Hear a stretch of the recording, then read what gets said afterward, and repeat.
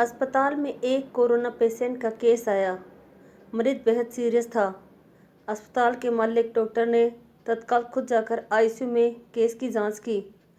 2-3 घंटे के ऑपरेशन के बाद डॉक्टर बाहर आया और अपने स्टाफ को कहा कि इस व्यक्ति को किसी प्रकार की कमी या तकलीफ ना हो और उससे इलाज व दवा के पैसे न लेने के लिए कहा। मरीज तकरीबन 15 दिन तक मरीज अस्पताल में रहा। जब बिल्कुल ठीक हो गया और उसको डिस्चार्ज करने का दिन आया तो उस मरीज का तकरीबन 2.5 लाख रुपए का बिल अस्पताल के मालिक और डॉक्टर को टेबल पर आया। डॉक्टर ने अपने अकाउंट मैनेजर को बुलाकर कहा कि इस व्यक्ति से एक पैसा भी नहीं लेना है। ऐसा करो, तुम उस मरीज को लेकर मेरे चैम्बर में आओ। मरीज व्हील चेयर पर चैम्बर में लाया गया। डॉक्टर ने मरीज से पूछा कि भाई, मुझे पहचानते हो? मरीज ने कहा, लगता तो है कि मैंने आपको कहीं देखा है। डॉक्टर ने कहा, याद करो, अंदाजन 2 साल पहले सूर्यास्त के समय शहर से दूर उस जंगल में तुमने एक गाड़ी ठीक की थी। उस रोज़ मैं परिवार सहित पिकनिक मनाकर लौट रहा था कि अचानक कार में से धुआं निकलने लगा और गाड़ी बंद हो गई। कार एक तरफ खड़ी कर हम लोगों ने चालू करने की कोशिश की, परंतु कार चालू नहीं हुई। अंधेरा थोड़ा थोड़ा गिरने लगा था। चारों ओर जंगल और सुनसान था।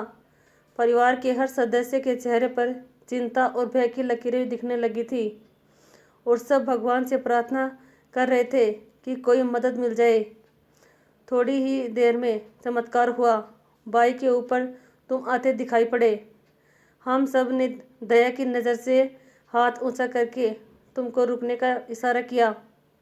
तुमने बाइक खड़ी करके हमारी परेशानी का कारण पूछा। तुमने कार का बोनट खोलकर चेक किया और कुछ ही क्षण में कार चालू कर दी। हम सबके चेहरे पर खुशी की लहर दौड़ गई। हमको ऐसे लगा कि जैसे भगवान ने आपको हमारे पास भेजा है, क्योंकि उस सुनसान जंगल में रात गुजारने के ख्याल मात्र से ही हमारे रोंगटे खड़े हो रहे थे। तुमने मुझे बताया था कि तुम एक गैराज चलाते हो। मैंने तुम्हारे आभार जताते हुए कहा था कि रुपए पास होते हुए भी ऐसे कोई मुश्किल समय में मदद नहीं मिलती।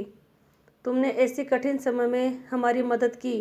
इस मदद की कोई कीमत नहीं है, यह अमूल्य है, परंतु फिर भी मैं पूछना चाहता हूँ कि आपको कितने पैसे दूँ? उस समय तुमने मेरे आगे हाथ जोड़कर जो शब्द कहे थे, वह शब्द मेरे जीवन की प्रेरणा बन गए हैं। तुमने कहा था कि मेरा नियम और सिद्धांत है कि मैं मुश्किल में पड़े व्यक्ति की मदद के बदले कभी कुछ नहीं लेता।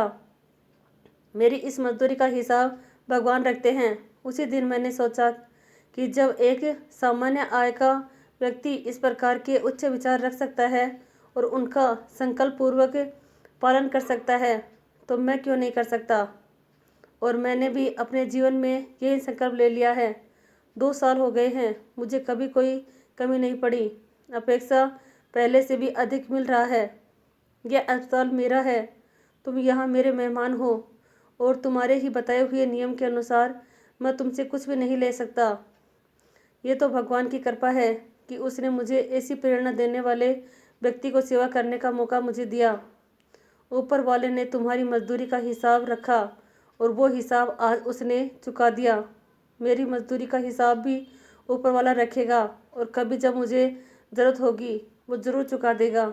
डॉक्टर ने मेरी मरीज से कहा, तुम आराम से घर जाओ और कभी भी कोई तकलीफ हो तो बिना संकोच के मेरे पास आ सकते हो।